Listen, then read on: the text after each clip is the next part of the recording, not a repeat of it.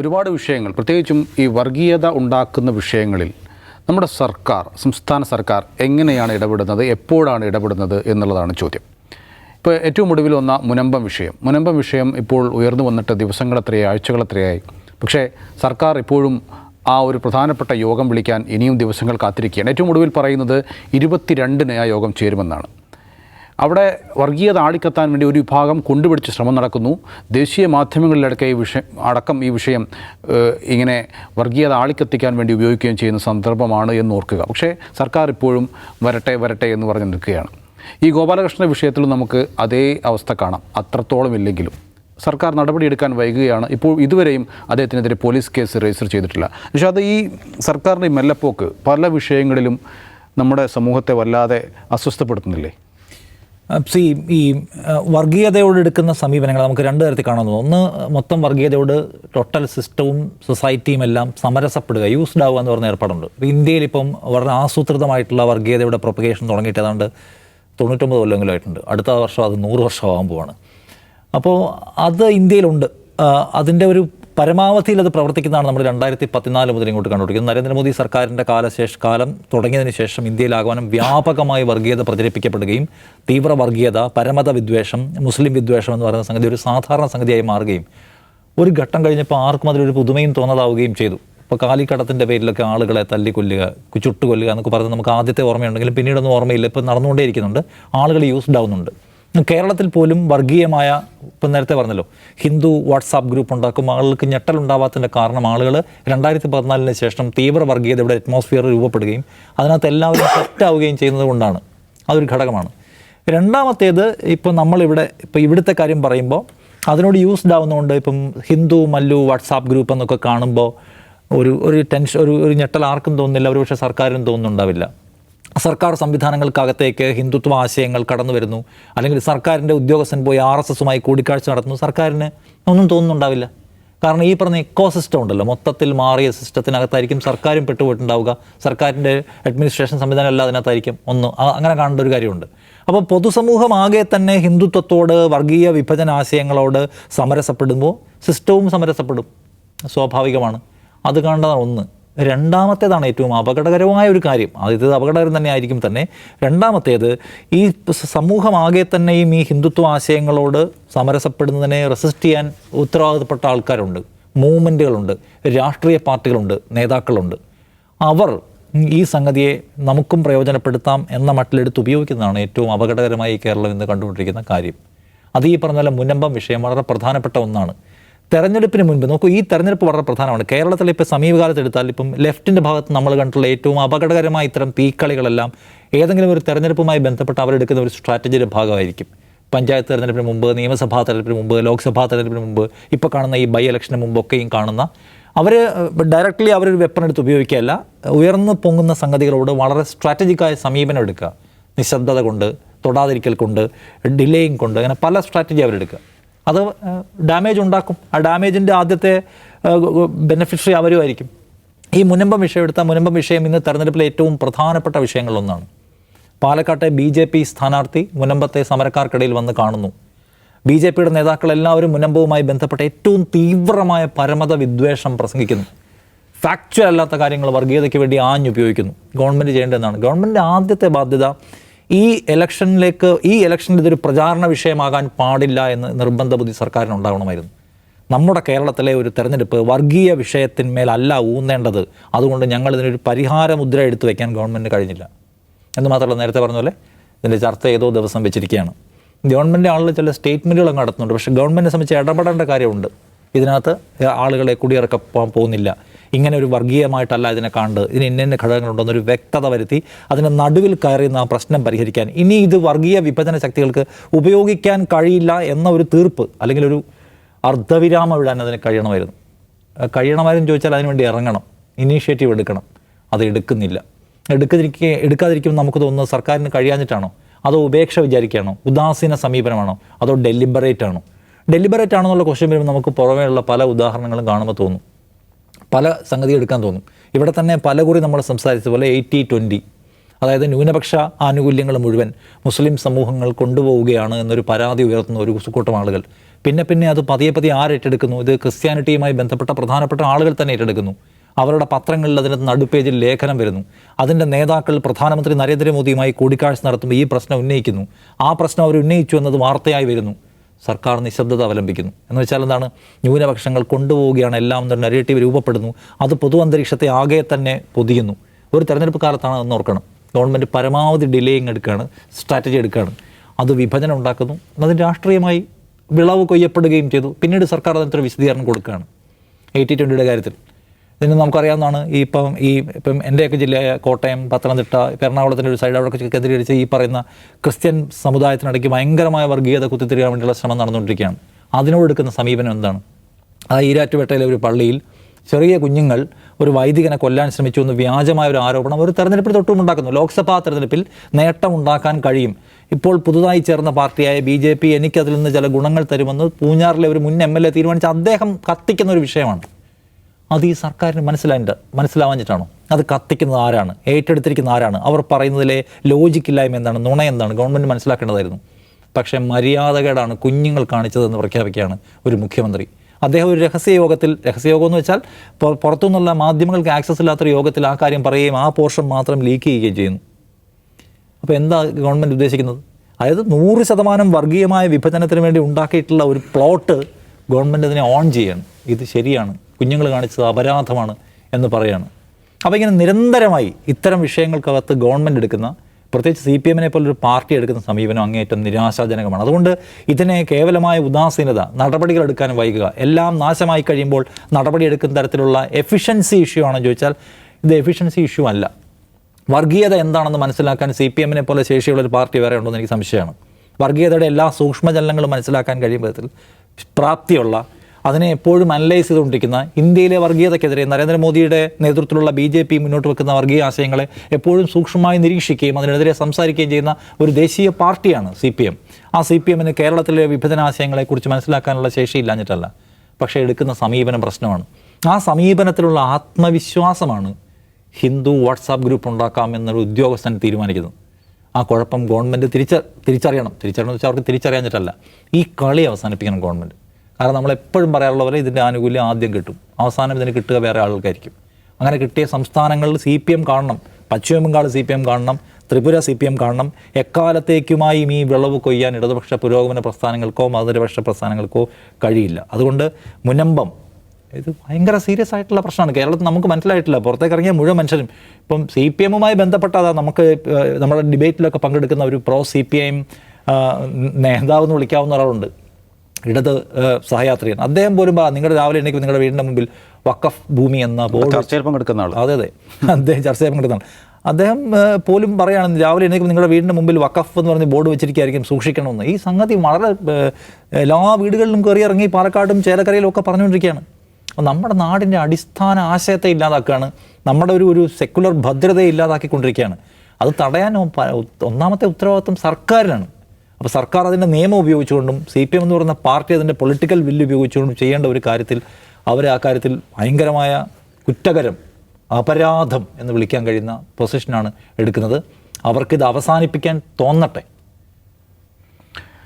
ഒരു സർക്കാരിൻ്റെ എഫിഷ്യൻസി എന്ന് പറഞ്ഞു കഴിഞ്ഞാൽ തക്കതായ തീരുമാനം കൃത്യസമയത്ത് എടുക്കുക എന്നുള്ളതാണ്. അങ്ങനൊരു സംഗതി ഇല്ലാതെ ഈ സർക്കാർ ഇങ്ങനെ മുന്നോട്ട് പോയി കഴിഞ്ഞാൽ എന്തായിരിക്കും അവസ്ഥ? അല്ല, ഇതിൽ നിഷാദ് പറഞ്ഞ എഫിഷ്യൻസി ഇല്ലായ്കയുടെ പ്രശ്നമല്ല നൗഫലെ. ഇതിങ്ങനെയൊക്കെ ആവട്ടെ എന്ന് ഈ ഭരണ നേതൃത്വം വിചാരിക്കുന്നതാണ് എന്ന് നമുക്ക് സംശയിക്കാനുള്ള ഇഷ്ടം പോലെ ന്യായമുണ്ട്. എഫിഷ്യൻസി ഇല്ലായ്കയല്ല, ഇതെല്ലാ കാര്യത്തിലും ഇങ്ങനെ അല്ലല്ലോ. ഇപ്പോൾ ഞാൻ പറഞ്ഞുതരാം. ഇപ്പോൾ കോഴിക്കോട് ഈ ഫലസ്തീൻ പ്രശ്നം ഉണ്ടായി വന്നതിന് ശേഷം കോഴിക്കോട് ഈ സ്റ്റാർബക്സിൻ്റെ ഔട്ട്ലെറ്റ് ഉണ്ട് ബീച്ചിൽ. ലോകത്തെല്ലായിടത്തും ഈ ഇസ്രായേലി അനുകൂല ബിസിനസ് ശൃംഖലകൾക്കെതിരെ BDS മൂവ്മെൻറ്റിൽ വലിയ തോതിലുള്ള ക്യാമ്പയിൻ നടക്കുന്നുണ്ട്. അപ്പോൾ ഈ സ്റ്റാർബക്സിൻ്റെ മുമ്പിൽ കുറേ വിദ്യാർത്ഥികൾ വന്നിട്ട് ഒരു ബോർഡ് വെച്ചു. എന്താണ്, ഈ ജിനോസൈഡിൽ പങ്കാളിത്തമുള്ള ഒരു ഗ്രൂപ്പാണിത്, ബഹിഷ്കരിക്കുക എന്ന് പറഞ്ഞിട്ട്. സ്റ്റാർബക്സ് ബഹിഷ്കരിക്കുക എന്നൊരു മുദ്രാവാക്യം ഏതെങ്കിലും നിലക്ക് അപകടകരമായ മുദ്രാവാക്യമാണോ? ആരെയും ഏതൊരു ബിസിനസ് സ്ഥാപനത്തെയും ബഹിഷ്കരിക്കണമെന്നൊരു രാഷ്ട്രീയ മുദ്രാവാക്യം ആർക്കും ഉന്നയിക്കാം. പക്ഷേ സ്റ്റാർബക്സ് ബഹിഷ്കരിക്കുക എന്ന് പറഞ്ഞാൽ അവിടെ പോസ്റ്റർ ഒട്ടിച്ച കുട്ടികൾക്കെതിരെ കോഴിക്കോട്ട് പോലീസ് 153 അടിക്കുകയാണ്. എങ്ങനെയാണ് സ്റ്റാർബക്സ് ബഹിഷ്കരിക്കുക എന്നുള്ളത് സാമുദായിക കലാപം ഉണ്ടാക്കുന്ന ഒരു വിഷയമാകുന്നത്? സ്റ്റാർബക്സ് ഏതെങ്കിലും സമുദായത്തിൻ്റെ ചിഹ്നമാണോ? അപ്പോൾ ഈ പിള്ളേർക്കെതിരെ 153 അടിക്കുന്നു. അപ്പോൾ ആ പിള്ളേർ സിറ്റി കമ്മീഷൻ ഓഫീസിലേക്ക് മാറി ചേർന്നു, ഇത് പോലീസ് എക്സസ് ആണ്, ഇങ്ങനെ ചെയ്യാൻ പാടില്ല എന്ന് പറഞ്ഞിട്ട് അവർക്കെതിരെയും 153 അടിക്കുന്നു. അപ്പോൾ എഫിഷ്യൻസി ഇല്ലാത്ത പോലീസാണോ ഇത്? തിരുവനന്തപുരത്ത് ഒരു ഒറ്റയാൾ സലീം എന്ന് പറഞ്ഞിട്ടൊരു കക്ഷിയുണ്ട്. ലോകത്ത് എന്ത് പ്രശ്നം ഉണ്ടായാലും അയാൾ ഒറ്റയ്ക്ക് പ്രകടനം നടത്തും. അയാൾ സ്ഥിരം പരിപാടിയാണ്. ഒരു കയ്യിൽ പ്ലക്കാർഡ്, മേത്ത് ഒരു പോസ്റ്ററൊക്കെ ഒട്ടിച്ചിട്ട്. ഈ പലസ്തീൻ ഇഷ്യൂ ഉണ്ടായപ്പോൾ പുള്ളി അങ്ങനെ പ്രകടനം നടത്തി. പുള്ളിക്കെതിരെ 153 അടിച്ചു, കേസെടുത്തു. ഇത് എഫിഷ്യൻസി ഇല്ലാത്ത സർക്കാരാണോ? പലസ്തീനിൽ ബോംബിടുന്നത് നിർത്തണം, ഇസ്രായേൽ നിർത്തണം എന്നൊരാൾ തിരുവനന്തപുരത്ത് നിന്ന് പറഞ്ഞാൽ അത് സാമൂഹിക അന്തരീക്ഷത്തെ ഇതാക്കുന്നതാണോ? എഫിഷ്യൻസി ഇല്ലായ്കയല്ല. ഇവിടെ ഇപ്പോൾ ഈ കൊച്ചിയിൽ മറ്റേ ഫുട്ബോൾ കളി നടക്കുന്നുണ്ടല്ലോ, അവിടേക്ക് കെഫിയായിട്ട് വന്ന കുട്ടികളെ, കെഫിയ എന്ന് പറഞ്ഞാൽ എന്താണ്? ഒരു ഡ്രസ്സാണ്, ഒരു വസ്ത്രമാണ്, ഒരു ഷാളാണ്. അതുമായിട്ട് കുട്ടികൾ വരുന്നുണ്ടെന്ന് നേരത്തെ മനസ്സിലാക്കിയിട്ട് പോലീസ് കാത്തു നിന്നിട്ട് അത് പിടിച്ചെടുക്കുകയാണ്. എന്ത് എഫിഷ്യൻസി ഇല്ലെന്നാണ് നൗഫൽ പറയുന്നത്? ഇത് ഭയങ്കര എഫിഷ്യൻ്റായ പോലീസാണ്. പക്ഷേ ആ എഫിഷ്യൻസി എന്തിനു വേണ്ടിയാണ് ഉപയോഗപ്പെടുത്തുന്നത് എന്നുള്ളതാണ് പ്രശ്നം. അപ്പോൾ ഇതിനകത്ത് സംഭവിക്കുന്നത് വെച്ചാൽ, ഇപ്പോൾ കഴിഞ്ഞ വർഷം ഈ DW എന്ന് പറഞ്ഞിട്ടൊരു ചാനലുണ്ട്, ഒരു ജർമ്മൻ ചാനൽ, ഇൻ്റർനാഷണൽ ചാനലാണ്. അവർ ഒരു അരമണിക്കൂർ പ്രോഗ്രാം ചെയ്തിരുന്നു. അതെന്ന് വെച്ചാൽ ഇന്ത്യയിൽ ഒരു മ്യൂസിക് ജോൺറ തന്നെ ഫോം ചെയ്യപ്പെട്ടിരിക്കുകയാണെന്നാണ് അവർ പറയുന്നത്. ഹെയ്റ്റ് റാപ്പ് എന്നാണ് അവരത് പേരിട്ടിരിക്കുന്നത്. മുസ്ലിം ഹെയ്റ്റ് പ്രസരിപ്പിക്കുന്ന ഗാനങ്ങൾ, ആ നിലക്കുള്ള മ്യൂസിക് ആൽബംസ് അത് ധാരാളമായിട്ട് പ്രൊഡ്യൂസ് ചെയ്യപ്പെടുന്നു. അതൊരു രൂപപ്പെട്ടിരിക്കുകയാണെന്ന് സമർത്ഥിക്കുന്ന ഒരു ഡോക്യുമെൻ്ററിയാണ്. അതേ ഇതിൽ നമ്മൾ നോക്കിയാൽ കേരളത്തിൽ കഴിഞ്ഞ 5-8 വർഷമായി ഫോം ചെയ്യപ്പെട്ട ഒരു ജോണർ എന്ന് പറയാവുന്ന ഒരു സാധനമാണ് ഈ ഹെയ്റ്റ് ട്യൂബിംഗ് എന്ന് പറയുന്ന ഹെയ്റ്റ് ട്യൂബേഴ്സിൻ്റെ വലിയ തോതിലുള്ള വളർച്ച.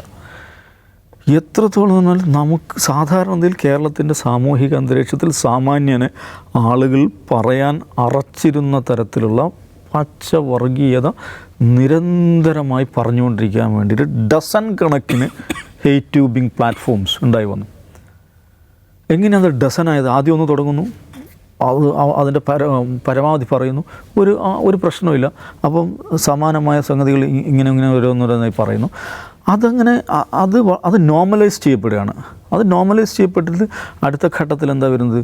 മുഖ്യധാര രാഷ്ട്രീയ പാർട്ടികളുടെ നേതാക്കന്മാർ തന്നെ ഈ നിലക്കുള്ള വർത്തമാനങ്ങൾ പറയുകയാണ്. അപ്പോൾ അതിൻ്റെ ഗ്രേഡ് ഇങ്ങനെ കൂടിക്കൊണ്ടിരിക്കുക, അതിൻ്റെ വ്യാപ്തി ഇങ്ങനെ കൂടിക്കൊണ്ടിരിക്കുക. 1-1.5 ആഴ്ച മുമ്പ് ഒരു ചാനലിൽ, ഒരു MIB ലൈസൻസ് ഉള്ള ഒരു ബ്രോഡ്കാസ്റ്റ് ചാനലിൽ അതിലൊരു പാനലിസ്റ്റ് വന്ന് പറയുകയാണ്. ആ പാനലിസ്റ്റ് അദ്ദേഹത്തിൻ്റെ പേരിൽ സ്വയം ഗുരുമൂർത്തി എന്നുകൂടെ ചേർത്തിട്ടുള്ള ആളാണ്. അയാൾ പറയണം എന്താണെന്ന് വെച്ചിട്ടുണ്ടെങ്കിൽ, നമ്മൾ ശ്രദ്ധിക്കേണ്ട ഒരു കാര്യം, നമ്മൾ വീട്ടിനകത്തുള്ള ജോലിക്ക്, ഉദാഹരണത്തിന് പ്ലംബിംഗ്, ഇലക്ട്രിക്കൽ വർക്ക്, അതേമാതിരി കർട്ടൻ, ഇത്തരത്തിൽ വീട്ടിനകത്ത് ചെയ്യേണ്ട ജോലികൾക്ക് മുസ്ലിങ്ങളെ വിളിക്കരുത്. ഒരു MIB ലൈസൻസ് ഉള്ള ഒരു ബ്രോഡ്കാസ്റ്റ് ചാനലിൽ ഒരു പാനലിസ്റ്റ് വന്നിട്ട് പ്രൈം ടൈമിൽ പറയുകയാണ്, വീട്ടിനകത്തുള്ള ജോലികൾക്ക് നിങ്ങൾ മുസ്ലിങ്ങളെ വിളിക്കരുത്. ഇങ്ങനെ പറയാൻ സാധിക്കുകയാണ്. ഈ വഖഫുമായി ബന്ധപ്പെട്ട വിഷയത്തിൽ നിരന്തരം പറഞ്ഞുകൊണ്ടിരിക്കുന്നൊരു കാര്യമുണ്ട്. വഖഫുമായി ബന്ധപ്പെട്ടൊരു ഡിസ്പ്യൂട്ട് ഉണ്ടായിക്കഴിഞ്ഞാൽ നമുക്ക് കോടതികളെ സമീപിക്കാൻ പറ്റില്ല, വഖഫ് ട്രിബ്യൂണലിനെ സമീപിക്കാൻ പറ്റുള്ളൂ. വഖഫ് ട്രിബ്യൂണൽ എന്നാൽ മുസ്ലിങ്ങൾ മാത്രമുള്ള സംവിധാനമാണ്. പച്ചക്കള്ളാണല്ലോ ഈ പറയുന്നത്. ആരെക്കുറിച്ച് ഈ കള്ളം പറയുന്നത്? ഒരു ജുഡീഷ്യൽ ഓർഗനൈസേഷനെ കുറിച്ച്. നമ്മുടെ നാട്ടിൽ നിയമപ്രകാരം സ്ഥാപിതമായിട്ടുള്ളൊരു ജുഡീഷ്യൽ ഓർഗനൈസേഷനാണ് വഖഫ് ട്രിബ്യൂണൽ എന്ന് പറയുന്നത്. അതൊരു സെക്യുലർ ഓർഗനൈസേഷനാണ്. അതിലെ ജഡ്ജിനെ ഹൈക്കോടതിയാണ് നിശ്ചയിക്കുന്നത്. അതിലെ ജഡ്ജ് മുസ്ലിം ആയിരിക്കണം എന്നൊരു നിബന്ധന എവിടെയുമില്ല. എന്ന് മാത്രമല്ല, വഖഫ് ട്രിബ്യൂണലിലെ ജഡ്ജ് മുസ്ലിമും അല്ല. അപ്പോൾ നമ്മുടെ നാട്ടിൽ ഹൈക്കോടതിയെക്കുറിച്ച് ഒരാൾ തെറ്റിദ്ധാരണാജനകമായ, അല്ല സുപ്രീം കോടതിയെക്കുറിച്ച് ഒരാൾ തെറ്റിദ്ധാരണാജനകമല്ല, പച്ചക്കള്ളം ആയിട്ടുള്ളൊരു പ്രസ്താവന ഏതെങ്കിലും ഒരു കോടതിയെക്കുറിച്ച് പറഞ്ഞാൽ അയാൾക്കെതിരെ കേസെടുക്കണ്ടേ? ഈ വഖഫ് ട്രിബ്യൂണൽ എന്ന് പറഞ്ഞാൽ കോടതിയല്ലേ, ഒരു ജുഡീഷ്യൽ ഓർഗനൈസേഷൻ, ഒരു സ്പെഷ്യൽ കോർട്ടല്ലേ, CBI കോർട്ട് എന്ന് പറയുന്ന പോലെ, അല്ലെങ്കിൽ ഇൻഡസ്ട്രിയൽ ഡിസ്പ്യൂട്ട് ട്രിബ്യൂണൽ എന്ന് പറയുന്നത് പോലെ, അഡ്മിനിസ്ട്രേറ്റീവ് ട്രിബ്യൂണൽ എന്ന് പറയുന്ന പോലെ, NIA കോർട്ട് എന്ന് പറയുന്ന പോലെ ഒരു സ്പെഷ്യൽ കോർട്ടാണ് വഖഫ് ട്രിബ്യൂണൽ എന്ന് പറഞ്ഞാൽ. അതിനെക്കുറിച്ച് പറയണത് മൊല്ലാക്കന്മാർ മാത്രം ഇരിക്കുന്ന, അങ്ങനെ തന്നെയാണ്, മൊല്ലാക്കന്മാർ മാത്രം ഇരിക്കുന്ന, മുസ്ലിങ്ങൾ മാത്രം ഇരിക്കുന്ന ഒരു സംവിധാനമാണെന്ന് കേരളത്തിലെ ഉത്തരവാദപ്പെട്ട രാഷ്ട്രീയ നേതാക്കൾ നിരന്തരം പറഞ്ഞുകൊണ്ടിരിക്കുകയാണ്. അവിടേക്കാണ് നമ്മൾ പോകേണ്ടത്. അവിടുന്ന് നമുക്ക് അനുകൂലമായ ഇതില്ലെങ്കിൽ പിന്നെ അപ്പീൽ പോകാൻ പറ്റില്ല. എഗൻ ഒരു കള്ളം പറയുകയാണ്. വഖഫ് ട്രിബ്യൂണൽ വിധി അന്തിമ വിധിയാണോ? വഖഫ് ട്രിബ്യൂണലിന് ഏതൊരു സ്പെഷ്യൽ കോർട്ടിലെയും വിധിക്കെതിരെ നമുക്ക് ഹൈക്കോടതിയെ സമീപിക്കാം. അതേപോലെ വഖഫ് ട്രിബ്യൂണൽ വിധിക്കെതിരെയും ഹൈക്കോടതിയെ സമീപിക്കാം, സുപ്രീം കോടതിയെ സമീപിക്കാം. അപ്പോൾ നമ്മൾ ജസ്റ്റിസ് ഡിസ്ട്രിബ്യൂഷൻ സിസ്റ്റത്തിൽ സാമാന്യനെ പാലിക്കപ്പെടുന്ന എല്ലാ കാര്യങ്ങളും പാലിക്കപ്പെടുന്ന ഒരു സംഗതിയാണ് വഖഫ് ഡിസ്പ്യൂട്ട്സ് എന്ന് പറയുന്നത്. പക്ഷേ അതേക്കുറിച്ച് നിരന്തരമായി ഇന്നും ഇന്നലെയും എല്ലാ ദിവസവും സമൂഹത്തിൽ സ്പർദ്ധ ഉണ്ടാക്കാനുള്ള ഏക ഉദ്ദേശത്തോടു കൂടി പച്ചക്കള്ളം പറയുകയാണ്. ഞാൻ പറയുന്നത് സ്വമേധയാ കേസ്, കോടതിക്ക് തന്നെ സ്വമേധയാ കേസ് എടുക്കാവുന്ന വിഷയമാണത്. കാരണം ഒരു ജുഡീഷ്യൽ ഓർഗനൈസേഷനെ കുറിച്ചാണത് പറയുന്നത്. എന്തെങ്കിലും നടപടി ഉണ്ടാകുന്നുണ്ടോ? പരാതി കൊടുത്താൽ പോലും, പരാതി ഇല്ലാതെ തന്നെ കേസെടുക്കാവുന്ന കാര്യങ്ങളാണ്. പക്ഷേ പരാതി കൊടുത്താൽ പോലും നടപടി ഉണ്ടാകുന്നില്ല. ഇത് ഇനെഫിഷ്യൻസി അല്ല നൗഫൽ. നമ്മുടെ പോലീസ് വളരെ എഫിഷ്യൻ്റാണ്, അവർ മറ്റു കാര്യങ്ങളിൽ എഫിഷ്യൻ്റായിട്ട് വർക്ക് ചെയ്യുന്നുണ്ട്. ഇത് പൊളിറ്റിക്കൽ ഡെസിഷനാണ്. ആ പൊളിറ്റിക്കൽ ഡെസിഷനെ കുറിച്ചാണ് നിഷാദ് നേരത്തെ പറഞ്ഞത്. അതിൻ്റെ ഏറ്റവും ക്ലാസിക്കൽ ഉദാഹരണമാണ് മുനമ്പം എന്ന് പറയുന്നത്. കാരണം മുനമ്പത്ത് കക്ഷി ആരാണ്? മുനമ്പം ആരുമായി ബന്ധപ്പെട്ട പ്രശ്നമാണ്? ഏതെങ്കിലും കമ്മ്യൂണിറ്റികൾ തമ്മിലുള്ള പ്രശ്നമാണോ? ഒരിക്കലല്ല, അതൊരു നിയമപ്രശ്നമാണ്. അതിലൊരു പാർട്ടി ഹൈക്കോടതി വിധിയാണ് അവിടെ ഇരിക്കുന്നത്. ഈ മുനമ്പത്തെ ആളുകൾ അവിടെയുണ്ട്. മുനമ്പത്തെ ആളുകളുടെ ജെന്യൂനായിട്ടുള്ള പ്രശ്നമുണ്ട്. മുനമ്പത്തെ ആളുകളുടെ പ്രശ്നം എന്താണ്? അവരുടെ പ്ലോട്ട്, അവരിപ്പോൾ താമസിക്കുന്ന പ്രദേശം ഫാറൂഖ് കോളേജിന് വേണ്ടി വഖഫ് ചെയ്യപ്പെട്ട സ്ഥലമാണെന്നുള്ളതാണ്. ഈ സ്ഥലം ഞങ്ങൾക്ക് തിരിച്ചു തരണം, അവിടെ താമസിക്കുന്ന ആളുകളെ പറഞ്ഞു വിടണം എന്നൊരാവശ്യം ഇന്ന് വരെ ഫാറൂഖ് കോളേജോ ഫാറൂഖ് കോളേജിനെ പിന്തുണക്കുന്ന സംഘടനകളോ ഉന്നയിച്ചിട്ടില്ല. എന്നിരിക്കെ അവർക്ക് ഇഷ്യൂ ഉണ്ടെന്നുള്ളത് ജെന്യൂനായൊരു കാര്യമാണ്. എന്നിരിക്കെ ആ മനുഷ്യരോട് സംസാരിക്കേണ്ട പ്രാഥമിക ബാധ്യത ആർക്കായിരുന്നു? സർക്കാരിനല്ലേ? ആ മനുഷ്യരോട്, അവരുടെ നേതൃത്വത്തോട് ആ സ്ഥലം വഖഫ് ബോർഡിന് ഉത്തരവാദപ്പെട്ട ആൾ അല്ലെങ്കിൽ സർക്കാരിൻ്റെ ഏതെങ്കിലും ഉത്തരവാദപ്പെട്ട ആൾ ആ പ്രദേശം സന്ദർശിച്ചോ? ആ മനുഷ്യരെ കണ്ടോ? ഏതെങ്കിലും നിലകളിൽ ഇതൊരു എന്താണ് സങ്കീർണമായൊരു സാങ്കേതിക നിയമ പ്രശ്നമാണല്ലോ. ഇതിനകത്ത് എന്താണ് പരിഹാരം എന്നതിനെക്കുറിച്ച് എന്തെങ്കിലും ഒരാലോചന, പ്രാഥമികമായൊരാലോചന ഏതെങ്കിലും ഘട്ടത്തിൽ മന്ത്രിതലത്തിൽ പോട്ടെ, ഒരു സെക്രട്ടറി തലത്തിലെങ്കിലും നടത്താൻ ഈ സർക്കാരിന് സാധിച്ചോ?